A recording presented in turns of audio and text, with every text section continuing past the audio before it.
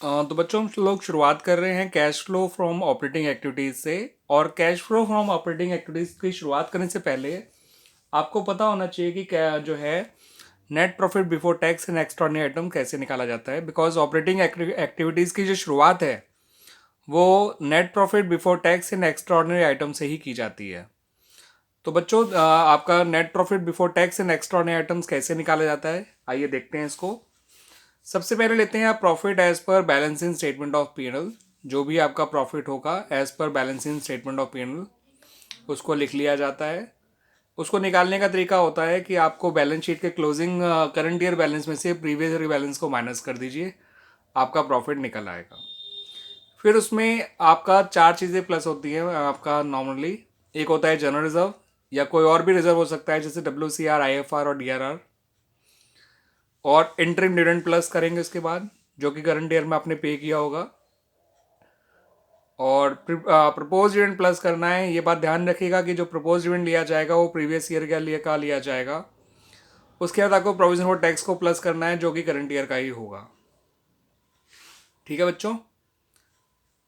उसके अलावा कुछ चीज़ें माइनस भी होती हैं, रेयर है मगर होती हैं माइनस। जैसे टैक्स रिफंड माइनस होता है, एक्स्ट्रॉर्डिनरी इनकम माइनस होती है जैसे इंश्योरेंस क्लेम अगर आपको मिलता है वो। एंड एक्स्ट्रॉर्डिनरी लॉस अगर कोई है तो उसको प्लस कर दिया जाएगा बच्चों।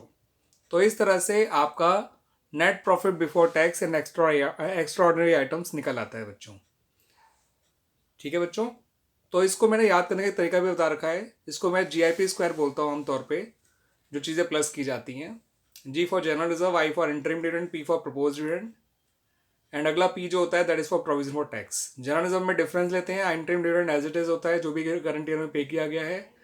प्रपोज डिविडेंड प्रीवियस ईयर का लेना है and provision for tax current year का लेना है, ध्यान रखिएगा बच्चों। उसके अलावा जो रेयर चीज़ें हैं टैक्स रिफंड, एक्स्ट्रॉर्डिनरी इनकम और extraordinary loss. Tax refund minus हो जाएगा, एक्स्ट्रॉर्डिनरी इनकम माइनस हो जाएगी, मगर कोई एक्स्ट्रॉर्डिनरी लॉस होगा तो वो प्लस हो जाएगा। इस तरह से आपका net profit before tax and extraordinary items निकल आएगा। जो आप अपना cash flow from operating activities बनाएंगे बच्चों, उसकी शुरुआत हमेशा net profit before tax and extraordinary item से करिएगा और इसको वर्किंग नोट में कैलकुलेट कर लीजिएगा बच्चों पहले। ठीक है बच्चों। मैं अपने अगले वीडियो में बात करूंगा about the cash flow from operating activities का बेसिक फॉर्मेट की, इसमें क्या क्या चीज़ें आया करती हैं। स्टार्ट किस चीज़ से होता है वो मैंने आपको बता दिया बच्चों। थैंक यू बच्चों।